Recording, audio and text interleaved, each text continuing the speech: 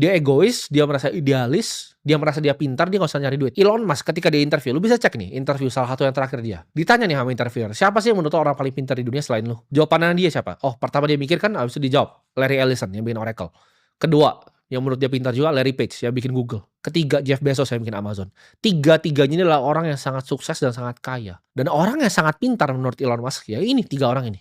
Yang intelektualnya super tinggi, udah pasti orang kaya. Jadi lu jangan percaya kalau ada yang kesannya intelektual tapi sebenarnya nggak punya duit. Kenapa lu tidak selesaikan game uang dulu sebelum lu baca tentang hal yang lain, sebelum lu melakukan hal yang lain? Karena itu adalah high score dari hidup. Yang sedihnya dari orang miskin itu bukan cuman dia nggak punya high score-nya, tapi high score itu yang bisa buka banyak peta-peta baru. Ya itu persis kayak main game. Uang lu banyak, lu bisa unlock map bahkan di dunia ini. Oh, lu bisa ngelihat Eropa seperti apa, lu bisa melihat pegunungan di Swiss seperti apa. Lu kalau mati miskin, orang tua lu nggak pernah lihat semua itu. Mereka cuma di kampung lu doang yang jelek. Yang lu anggap bagus itu enggak, itu sampah. Lu belum jalan-jalan ke Santorini. Lu belum lihat gitu loh dunia ini seperti apa. Itu bisa dibuka map dunia ini itu sama uang. Contoh ya, gue ngumpul. Kenapa gue suka cari ibaratnya pertemanan yang sama-sama sukses? Ketika gue ngumpul sama anak-anak di grup kita, ya di Holy Wings, itu semuanya punya ceritanya masing-masing dan seru sekali. Mereka tuh punya monsternya, punya naganya masing-masing. Contohnya Hotman, dia cerita zaman dulu ya, itu nggak ada yang kayak gini bisa viral-viralan. Pengacara zaman dulu tuh harus bawa pistol, harus punya izinnya untuk bawa pistol kemana-mana. Karena bahaya profesi pengacara zaman dulu. Kalau sekarang orang nggak berani macam-macam karena tinggal diviralin. Zaman dulu kan nggak ada viral-viralan. Ada monsternya masing-masing gitu. Andrew ketika punya gadanya itu dibobol sama oknum TNI. Itu seru sekali gitu ceritanya. Ketika Ivan dikerjain sama orang sampai outletnya ditutup semua. Itu banyak cerita-ceritanya. Ada monster yang ditaklukkan masing-masing orang. Sampai mereka jadi orang seperti itu. Kalau lu cuma jadi orang biasa aja, lu tidak punya monster. Gua pun udah taklukin banyak monster di hidupku. Cuma lu aja nggak lihat di kamera di sini. Apa yang sudah gue lewatin. Buat orang-orang yang tahu di belakang layar apa yang gue kerjakan dan monster mana yang gue lawan. Banyak sekali. Lu kira gue nyampe sini ya? Gue umur 24 tahun punya triliunan itu gak kesini dengan gampang. Itu banyak sekali yang udah gue lawan, yang udah gue bunuh bahkan monster-monsternya. Tapi lu gak akan pernah paham di sini. Banyak sekali yang mau coba nyekat gue, banyak sekali yang mau coba jatuhin gue. Gue itu kalau gue bilang tadi, kalau gue mati hari ini gue gak menyesal. Kenapa? Karena semua yang keluar dari mulut gue, ya lu mau terserah, lu gak percaya atau percaya. Semua yang keluar dari mulut gue ini adalah kepercayaan yang gue punya di hati gue. Ketika gue ngomong revolusi keuangan, orang banyak bilang, oh dia sebenarnya cuma persetan loh.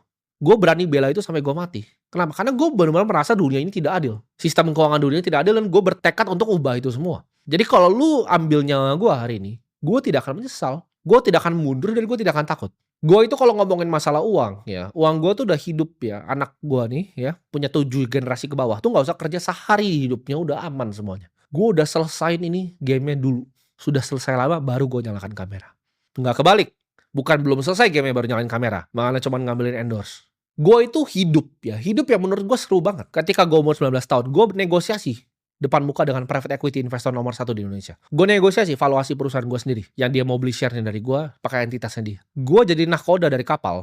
Itu isi 130 orang di umur 20 tahun. Gue punya 130 karyawan di umur 20 tahun. Dan akhirnya ya 15 orang yang masih tersisa dari kapal itu ya jadi pendekar-pendekar gue waktu itu masih jadi pendekar gue sampai sekarang. Yang bahkan yang masih ngedit video ini masih orang yang sama. Gue bisa cerita gitu. Gue ketemu partner yang salah yang cuma bisanya pencitraan tapi hasilnya nol besar. Sampai sekarang semua orang sekarang tahu. Akhirnya dulu itu ibaratnya investor gue. Investor kan kalau kita operator perusahaan. Investor tuh semacam ya bisa dibilang bos lah kalau dipanggil investor harus datang segala macam. Gue sekarang jadi partner di salah satu perusahaan yang kita bareng-bareng investasikan. Yang akan mengubah revolusi dunia keuangan ini. Yang tadinya adalah investor, sekarang levelnya sejajar partner. Dalam waktu 4 tahun. Itu kenapa? Karena reputasi dan skill yang gue punya. Gue gak takut mulai semuanya dari nol. Orang-orang paling hebat di dunia itu gak takut mulai dari nol. Elon Musk setelah dia jual PayPal, dia jadi gembel lagi tidur di sofa. Duitnya ditaruh di 3 tempat. Satu itu Solar City, perusahaan solar yang sekarang di merger ke Tesla. Kedua itu Tesla. Ketiga itu SpaceX. Dia tidur di sofa lagi. Gue setelah balikin uang investor itu, gue gak ngambil gaji selama 1 tahun, gue itu mulai lagi dari nol. 15 pendekar yang gue punya tadi, itu gue ajak ke apartemen gue, kita mulai perusahaan namanya Akademi Kripto. Gue gak nyerah. Dan orang kan banyak yang gengsi untuk mulai dari nol. Dulu karyawan gue 130, gue punya 4 lantai kantor. Gue mulai lagi semuanya dari nol. Itu semua gak